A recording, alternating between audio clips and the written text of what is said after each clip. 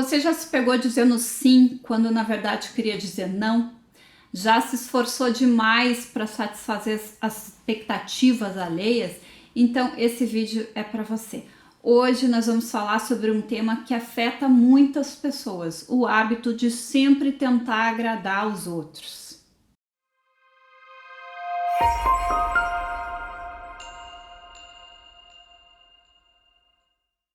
Ser bonzinho, tentar agradar, não querer entrar em conflito, não querer discutir, tudo isso é normal. Faz parte da natureza humana, faz parte aí do rol de estratégias sociais humanas que mantém a coesão social.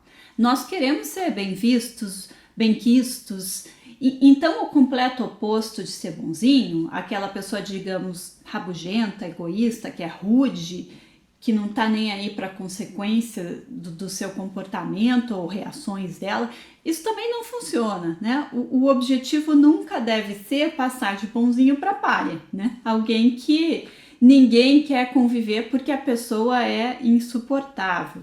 O nosso objetivo deve ser chegar no meio termo, onde a gente não vai realmente deixar de agradar, ser agradável com as pessoas, ser bonzinho, a gente vai chegar num ponto em que a gente se coloca nas situações sociais de forma que há respeito pelas necessidades e demandas dos outros e também das nossas.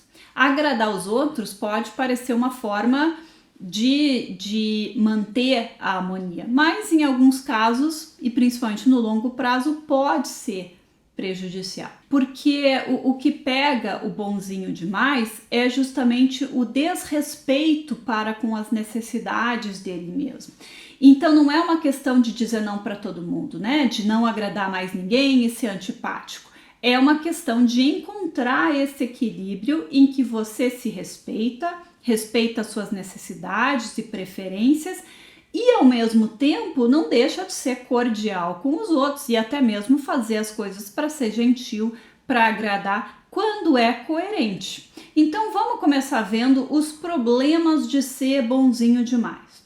A maioria das pessoas faz um esforço para agradar, mas quando isso se torna um padrão, isso pode trazer consequências sérias para a nossa saúde mental e bem-estar.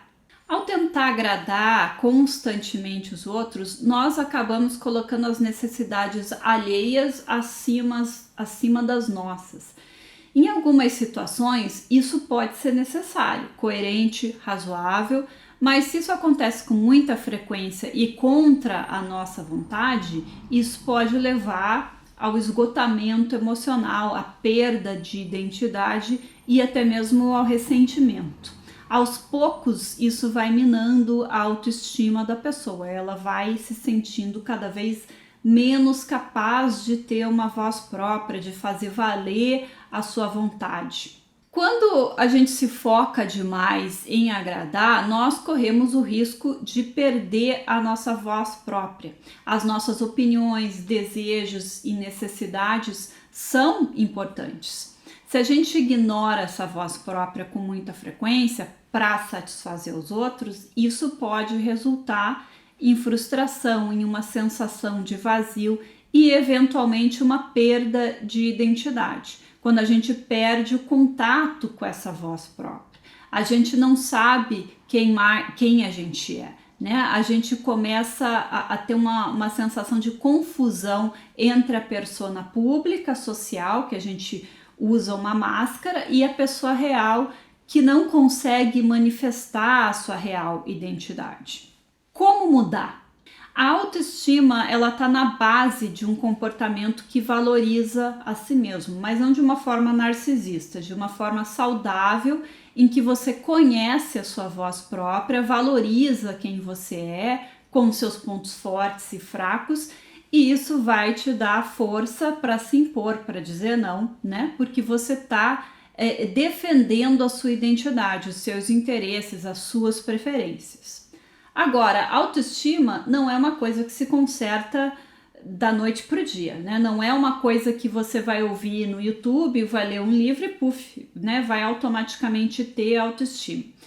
A autoestima ela é baseada em evidências, ela é muito maleável e responsiva às experiências. Então não tem como recuperar uma autoestima que está baixa sem ter experiências.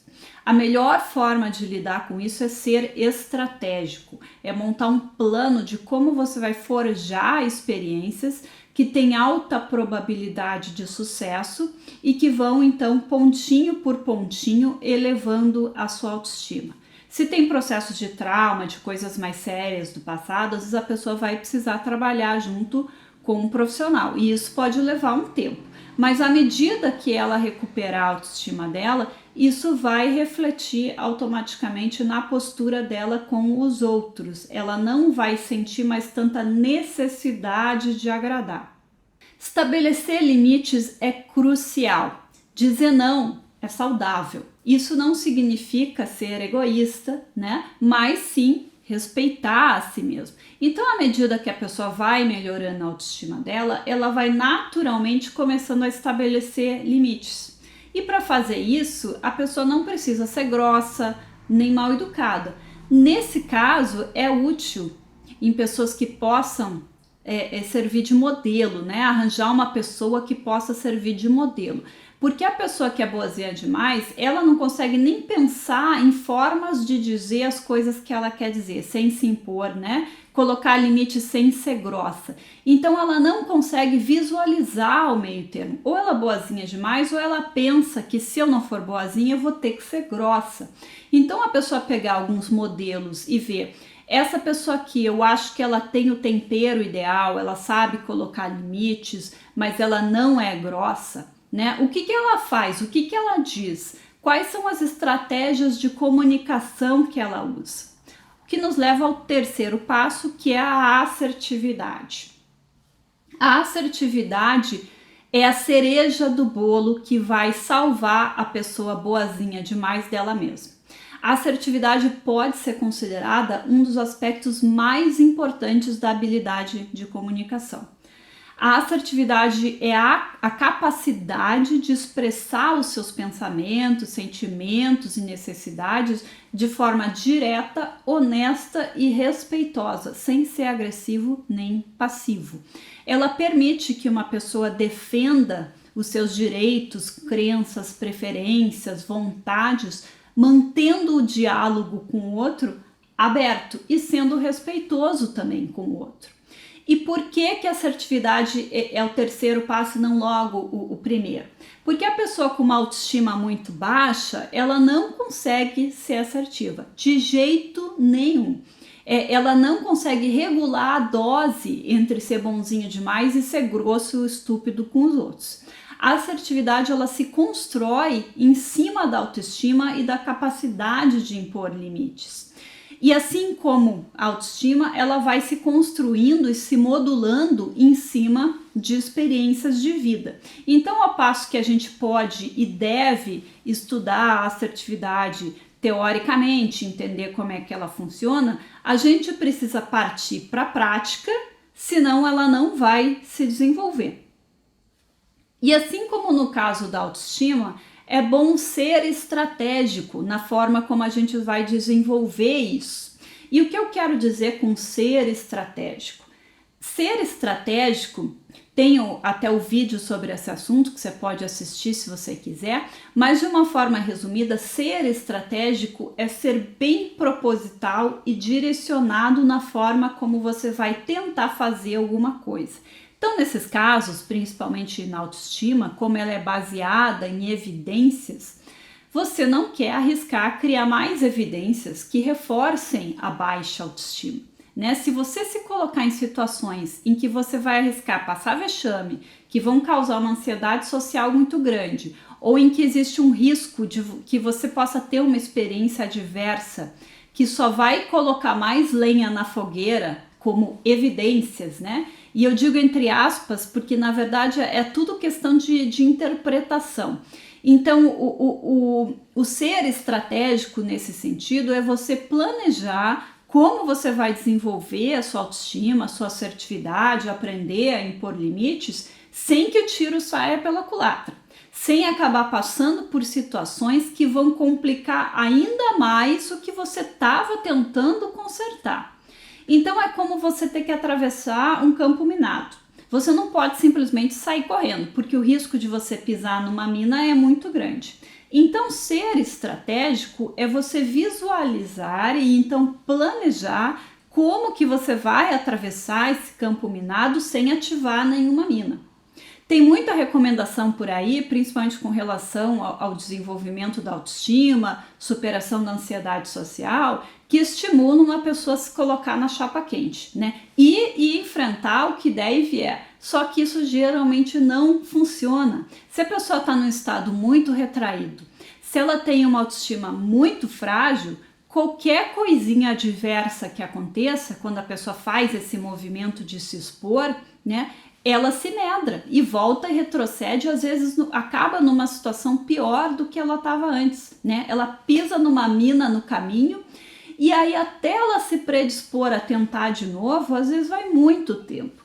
Então, ser estratégico nesse sentido é planejar uma forma para que esse processo de desenvolvimento ocorra gradualmente, de forma que a pessoa vai atravessando aquele campo minado sem pisar em nada perigoso e ela chega do outro lado. É uma grande vitória, né? Aí ela atravessa outro campo minado, né? Com muito cuidado, e ela vai construindo uma condição psicológica em que ela vai se tornando cada vez mais resiliente, vai desenvolvendo uma casca grossa, vai aprendendo a suportar rejeição, grosseria alheia, decepções, fracassos, não se afeta com vexame, gafes, não tem processo de vergonha muito sério, mas para chegar lá não é da noite para o dia. Essa condição precisa ser construída e aos poucos a pessoa vai aprendendo a defender a própria identidade dela sem desrespeitar os outros, sem ser grossa, né? O que a gente vê muito por aí é que ser bonzinho demais é negativo, todo mundo sabe. E aí simplesmente uma recomendação de que você precisa tentar deixar de agradar todo mundo, diga não, imponha limites, mas sem esse alerta de que se você não for devagar, o negócio arrisca não funcionar.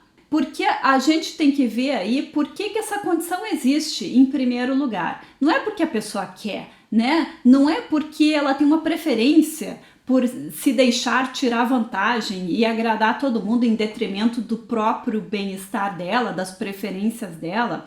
A pessoa não faz isso porque ela quer, ela não consegue ser diferente. Então simplesmente dizer para a pessoa, você tem que dizer não, você tem que impor limites, né? Você não pode deixar os outros se aproveitarem de você. Não adianta, porque a pessoa não consegue simplesmente mudar o comportamento dela. Que na base desse comportamento está uma baixa autoestima. Então, sem recuperar a autoestima, o que tem que acontecer de uma forma muito gradual e muito cuidadosa, né? O que eu estou chamando de estratégica, aí não vai funcionar. Então, esse caminho para superar esse problema de querer agradar demais, de ser muito bonzinho, ele passa pela recuperação ou construção de uma autoestima saudável, que vai levar a pessoa a naturalmente começar a impor limites e vai culminar no desenvolvimento da assertividade, que é a habilidade da pessoa colocar as ideias dela, as preferências dela de uma forma firme, respeitosa, sem tentar agradar, mas também sem ser grosso com os outros, que é o ideal para a gente manter a harmonia nos nossos relacionamentos. Se você gostou desse vídeo, deixe a sua curtida, compartilhe com alguém que possa se beneficiar desse conteúdo, se inscreva para a gente não perder contato. Você também pode se inscrever por e-mail no site Guia da Vida, em guiadavida.com.br. Eu vou ficando por aqui, um grande abraço para você e até a próxima.